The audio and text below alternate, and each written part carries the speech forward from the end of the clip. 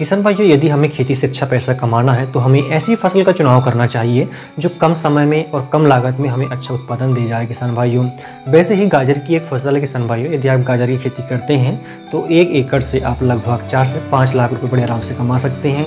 और सबसे अच्छी बात यह है कि इसमें लागत आपको बहुत कम आने वाली है। प्रति एकड़ में लगभग 15,000 रुपये की टोटल आपको लागत आने वाली किसान भाइयों इसमें। और यदि आप खाद प्रबंधन सही रखते हो, दवाइयों का छिड़काव सही रखते हो, तो आप 1 एकड़ से 150 क्विंटल तक का उत्पादन ले सकते हैं।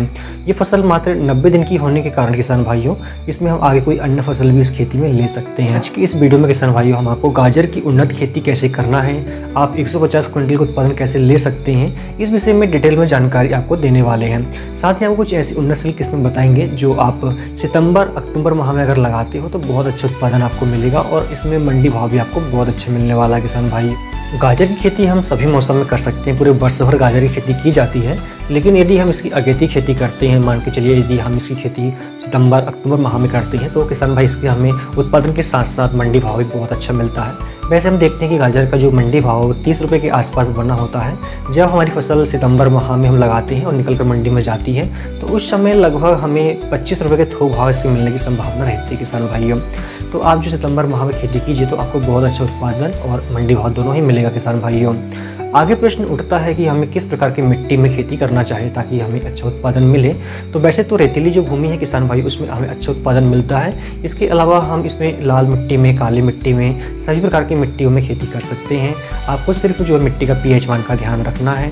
मिट्टी का pH मान 6 से 7.5 के बीच में होना चाहिए तो ही आपको अच्छा उत्पादन मिलेगा किसान भाइयों। क्या होता है कि 7.5 के ऊपर जब pH मान जाता है तो मिट्टी कठोर हो जाती है और पोषक तत्व तो अच्छे से फसल ग्रहण नहीं कर पाती है, जिससे उनका कहना चाहिए विकास रुक जाता है और प्रोडक्शन में थोड़ी हमें नुकसान देखने को मिलता है किसान भाइयों। यदि जिप्सम का उपयोग हम करते हैं तो pH मान को हम कंट्रोल कर सकते हैं किसान भाइयों। यदि pH मान 6 से नीचे जाता है अगर, तो आप चूने का उपयोग करें तो इससे pH मान मिट्टी का बढ़ जाता है किसान भाइयों। इसके बाद में हम आगे बात करें वो कौन सी उन्नतशील किस्में हैं जिन्हें लगाकर हम अच्छा उत्पादन ले सकते हैं इस मौसम में। किसान भाइयों, उन्नतशील किस्मों की हम बात करें अगर तो हम इस मौसम में लगा सकते हैं पूसा वृष्टि लगा सकते हैं। इसके अलावा हिजार रसीली के नाम से जो वैरायटी आती है, पूसा रुधिर के नाम से जो वैरायटी आती है, इन वैरायटियों से हम अच्छा उत्पादन ले सकते हैं। 1 एकड़ में 3 से 4 किलो बीज की हमें आवश्यकता होती है किसान भाइयों। बीज को बोने से पहले आप उपचारित अवश्य कर ले। मैनकोजेब और कार्बनडाजिम से आप उपचारित कर सकते हो, या इन दोनों का जो कॉम्बिनेशन आता है साफ फंगिसाइड में, उसका उपयोग आप कर सकते हो। 4 ग्राम मात्रा प्रति किलोग्राम बीज के साथ साथ उपचारित करें किसान भाइयों, तो फसल हमारी विभिन्न प्रकार के रोगों से बची रहेगी। किसान भाइयों, हमेशा ध्यान रखें आप जब भी इसकी आप बिजाई कर रहे हो तो आप बेड विधि से इसकी बिजाई करें किसान भाइयों, तो बहुत अच्छा उत्पादन मिलेगा। बेड से बेड की दूरी आप 2 फीट की रखें, ऊंचाई 1 फीट की रखें और चौड़ाई इसकी आप 1 से 1.5 फीट की रख सकते हो किसान भाइयों। इसमें आप 3 लाइन लगाएं, आपको बहुत अच्छा उत्पादन मिलेगा किसान भाइयों। इसमें तो आप ड्रिप भी डाल सकते हो किसान भाइयों, या तो फिर स्प्रिंकलर के माध्यम से सिंचाई कर सकते हो।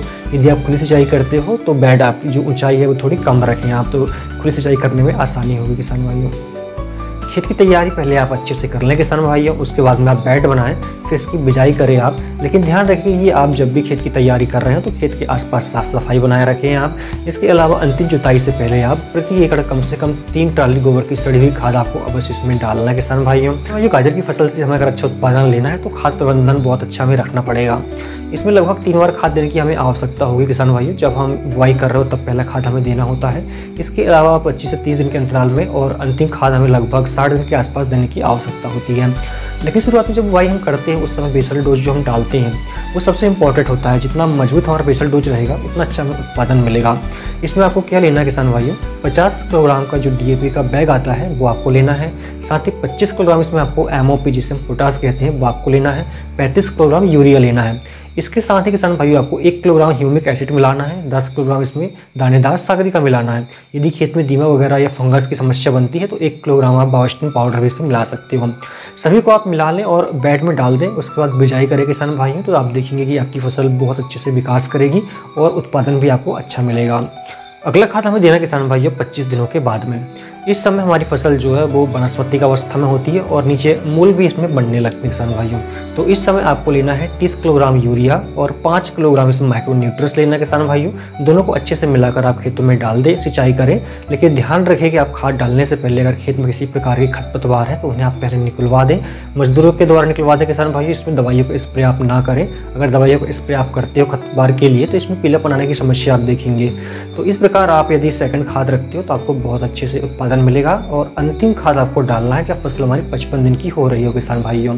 इसमें आपको 45 किलोग्राम यूरिया लेना है, 1 किलोग्राम बोरान लेना है किसान भाइयों। यदि फसल में हरापन अच्छा है और बाढ़वार अच्छी है तो आप यूरिया की मात्रा घटा सकते हो किसान भाइयों। इस प्रकार खाद प्रबंधन आप रखते हो तो बहुत अच्छे से आपको उत्पादन मिलने वाला है।